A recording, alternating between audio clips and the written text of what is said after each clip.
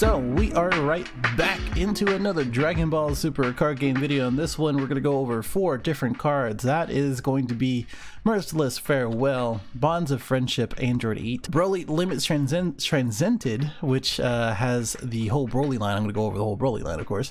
And then God Strike Beerus, none other than the most talked about kind of combo card out there right now. And if you aren't talking about it, this is a good time to learn about it and understand why this is so important. But first, subscribe if you are new. Like, dislike, comment. Let me know what you think about all of these cards if you already know them. Different situations that I haven't gone through or won't go through, and as well as different uses for all of these. And definitely join the Discord, because we're always talking about different things like this in the description below. Now, the reason why I wanted to go over all of these is because it basically has an impact on the combo phase in set 6. So each one of these has its own different impacts. So let's kind of go over them. Well, basically that's what I'm going to do. I'm going to go over each one of them, of course, what they do and what the uses are for them, what's required for them, etc., etc., and then go over the situations that either they're going to be important or very useful, or the situations that they actually fix from one meta to another. That is the current one into set 6. And of course this one is, is the Merciless Farewell. So this one is definitely going to be a Bojack only card, which is why it's first and why we're going to go through it pretty quickly. But this one says as activate battle, just like a Senzu Bean or whatever. It's used in the combo phase. You activate it as soon as you start playing it. In the combo phase, you pay 1, and then you choose two cards from your hand and place it in the drop area.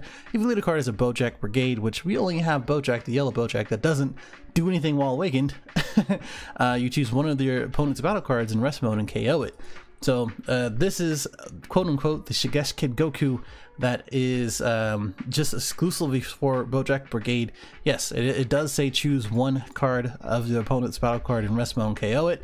But because this is within its own combo phase, generally if someone's going to go for a game and this is in your hand and you have 2 cards in your hand, then it's pretty much game over. If you have no other answers, you can combo out your whole hand, much like the Kid Goku and Shigesh situation. Then we have Bonds of Friendship, Android 8, which is a very peculiar card, and as well as the current ruling for it, or the understanding for it, is very interesting as well. But when you play this card, when you look at the top 7 of your deck and then choose one skillless battle card among them and add to your hand, it's not really relevant to what we're doing here or we're talking about, but it is relevant to the Son Goku GT deck.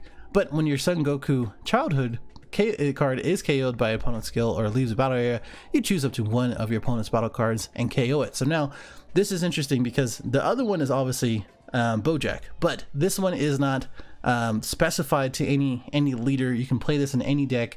It doesn't matter as long as you have a Son Goku childhood card, and it's in the little what is that, parentheses, I guess, like bracket parentheses, not the actual brackets. Brackets are specified, and this one is just the character name basically, or the character trait, I guess. And this one says the opponent's battle card is not the rest mode. So technically, you could remove or have Son Goku childhood combo it out while this one is actually on the field, which is the current ruling. And then during that combo phase, KO something. So that's kind of the understanding. I would say I would peg it down to only when it leaves the battle area due to a skill, but it doesn't say that, because how it reads, if it's leaving the battle area while you're comboing it on the field, or after you call them out at the field, you get to KO something. So we'll kind of go through that in a little bit, but that's why it's sort of important. If you see a Goku, I'll go through it. And then we have the Broly Limits Transcended card, in which this one is a double striker 35,000. You can't Mafuba it, as in this is why it's important to kind of watch out for that when this card does attack. But that's neither here nor there. But the real thing is the activate battle once per turn. Then you drop a card from your hand and then choose one of your opponent's battle cards, ignoring barrier, and KO it. Again, not leader specified. You can play this in any deck as long as you're able to get up to this 8 or anything that is from the Broly chain beforehand. Again, since this is activate battle, this doesn't actually have to be in battle in order for you to trigger it. So again, if it's their turn and they're attacking with leader and they have something on their board like a foreseeing hit or something like that, you can still activate battle during any activate battle like time, I guess, phase, combo phase, whether it's a leader or a different battle card. you can activate the effect once per turn, either on their turn or your turn, and then KO something without barrier. So this is super impactful, not only because of Senran Gogeta and Gogeta in general, but also any card that we have like later on. Like if you're gonna go against like Red Frieza, this is really good.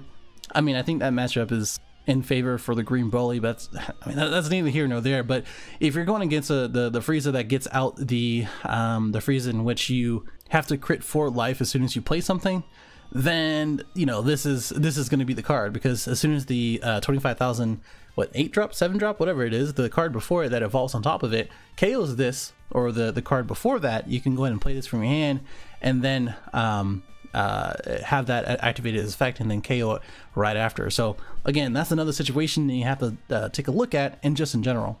But we'll go over all of the Broly, the whole Broly line a little bit. And finally, Strike Beerus. So I love this card. I talked about it a while back, and as I take a little bit further look into it and understanding why it's important and all this other stuff, the different scenarios, yes, 2 energy, 10k. Yes, you have to pay 2 energy on your combo phase and 10k. Yes, but it's still very powerful, and the reason is the thing that first comes to mind is actually, you know, winning or preventing someone from winning it. And that's because if they're going all out with a triple strike and they're coming the whole hand, and then you play 2 energy and play Strike Beerus and remove that triple strike, you're only taking a single strike, and then you're at 2 life instead of 3.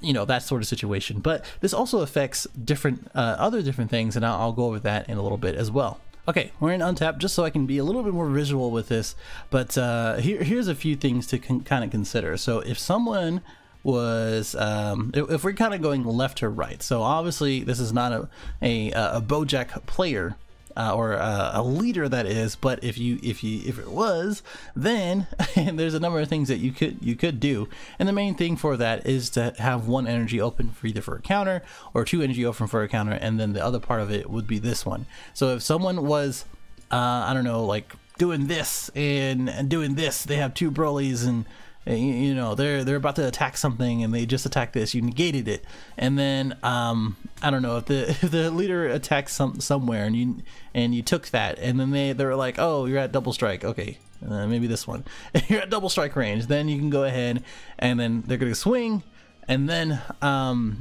basically you're just gonna have to play the 1 cost. But the way that to kind of get around this is probably gonna be the Broly line, and as well as just backups in general. So knowing that, you know, a person who is playing Bojack and has a 1 yellow energy open, and this is a possible threat for you, then either you're gonna have to have the 8 drop in hand if you're playing Broly, or if you're playing just a regular card, let's say if you're going for game with this man right here for some reason, then you're gonna have a backup, as in don't combo your entire hand, have something left over after this, after they tap out, and you know that you're good to go, and go for it basically. Because in the situation where we would have this one as in 1 energy open, and it's a yellow energy open, they tap that 1 energy open, they KO this, and then you have an overwhelm or something else like that, then you go ahead and swing and go for game after that. And if you're playing yellow, bad ring it, and that's all good. That's basically the whole premise behind it, the way to kind of play around it. Basically, just have a backup plan. It's not that hard to get around this card. Plus, the Bojack player, since they have to neg 2 cards after they activate the effect, you can just pay attention to their hand. If they have 2 cards and you know they have 1 energy open, you're not going to have to worry about this card. That's just a simple fact, right? Now, the other thing about the other card, Android 8, of course, you look at the top 7 and get a Skillet Battle card. But the other thing is that, again, when you have this on the field and you have this on the field, there's a few things that actually go through this combo or go with this combo. If you haven't noticed, this guy is Son Goku Childhood at the bottom right, and that applies to a number of different things. This one obviously is one of them, and then you can play I'm a World Champion. Shout out to Joey. I was working on that deck. Now I gotta make a black red Skillless Goku deck. That's neither here nor there, sorry. Anyway, so again, the thing to kind of watch out for these guys is if you have 1 or if you have multiple, if they have multiple on the field, let's say if they had 2 of them on the field, that's probably the best case scenario for them. But if they only have 1, then the thing about it is that you have to get rid of this guy and then not have anything on the board after that. That's why it's kind of important to have a leader who can KO something on their turn with their leader, basically. So or even the no Gogeta that you pay 2 and then you put it at the bottom of their deck. But again, that's why it's kind of important to have some spot removal. The other thing about it is that you can always remove this guy, so that way this guy doesn't proc off this effect. So the more important thing is just to get rid of him. And he doesn't have barrier, he doesn't have anything to actually protect him from that, other than like a yellow leader playing Cold Bloodlust or something like that. I don't know. But this one is a little bit easier to get around. Really, that's all you really have to worry about. Get rid of the Android 8. There's a number of ways you can do that. Planning them to, or really anything in the red, in the red suite, or the red Swiss Army knife of things that you can do or put in your deck actually helps a lot with this. And of course, this can range from a number of things, like I said. So Transcendent Strike, in which you can KO something 20k or less, which is a little overkill, but if it means you not dying for going for game with the battle card, then that's important. Platinum 2, which is always good in the red deck, so just so you can have easy removal for things like this, which really helps. If you just leave this guy open and alive, then you're doing it wrong. I would highly recommend to KO him as much as possible. And then of course support attack Trunks, in which you combo from your hand during the opponent's turn. Your lead card is red, you play this in rest mode, and when you play it, you choose up to one of their battle cards and it gets negative 5,000 for the duration of the turn. So you can KO either one. Of course, Android 8 is probably going to be the best target for that. So again, just watch out for that. This is probably going to be the combo, but it also does proc off with the 1-drop of Son Goku, I do believe. I don't know if I can find it. Yeah, I don't think I can find it, but any of the ones that have Son Goku childhood, even the one that is the, again, Shigeshiki Goku, ironically enough, the barrier blocker 10k 3 cost would be the option for it too. Ironically enough, this card. So I mean, if you use this and then use the barrier blocker effect, or just the blocker effect, it gets KO'd, you can then use the Bonds of Friendship Android 8 card, in which you can just go ahead and KO something right after. So this being in a you know, just a deck that plays out the Son Goku, then it would be nice to have, that is. And also just a small tech option, if you do play this card, the Son Goku Time to Fight, in which if the opponent has 4 or more cards in rest mode, not only energy but cards in rest mode, you can play this for a 1 cost basically. And when you play it, you can't play it for the rest of the turn, which is the reason for that is because you can go ahead and have this guy in the drop, use the activate main, which I just made it disappear, great. And then right after that, you can choose 1 green or yellow card from energy cost of 3 or less and 10k power, and play it in rest mode. And then right after that, you can go ahead and get the Explosive Spirit Son Goku, in which when you play it, it'll KO something in rest mode, and then it restands at the end of the turn. So there you go. There's some tech for you. And of course, it all plays with the Android 8. So I'm not going to go over the entire Broly line, but this is the main thing other than the 1-drop. But each and every one of these cards is designed for its own curve. So the gist of it is that every single card, again, has an activate battle in which you can choose 1 card and KO something. This one KOs 3 or less, and this is meant for the early game. So the 1-drop Broly, which I don't have for some reason, you remove that, you take a life, and then you play this card right after and automatically. And this one is 3 or less, which by the time that you are playing this card, you and the opponent is going to have 1 or 2 energy, and right after that you can drop 2 cards and play this card from your hand, and then this one KOs anything just with that, basically without barrier. And then this one ends the Broly line, in which you KO anything with or without barrier.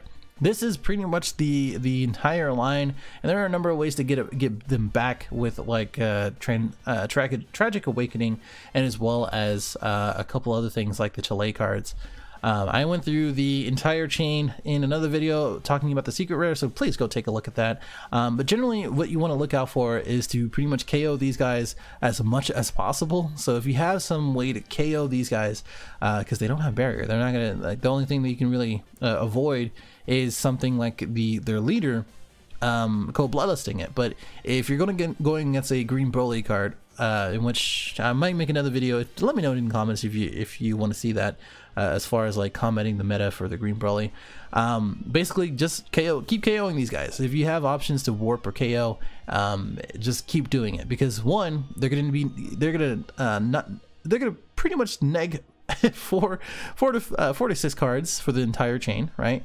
And well, basically 4 cards max for these two, and then just this guy out. And then as soon as they get to this guy, either you bait it out to use this effect, and then you know, go that way. But the real thing is just to keep KOing until you get to this point.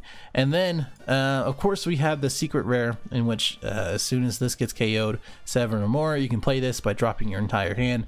But again, by that time, if it's your turn and not the opponent's turn who's trying to get this guy out on their turn, they're gonna have to drop their entire hand, and it leaves them vulnerable from pretty much anything, right? Right now, that is the best way to kind of get rid of this chain, is to have multiple removal options. And if you don't have things like that, which Transcendent Strike and other things of that nature in red can help with that, you might want to add like Dimension Manager Fu, you might want to add Mass Saiyan, you might want to use a leader that KOs something each and every turn, so that way you can kind of mitigate that. If you don't, then you're going to have a pretty good sideboard to try to get rid of these bad boys.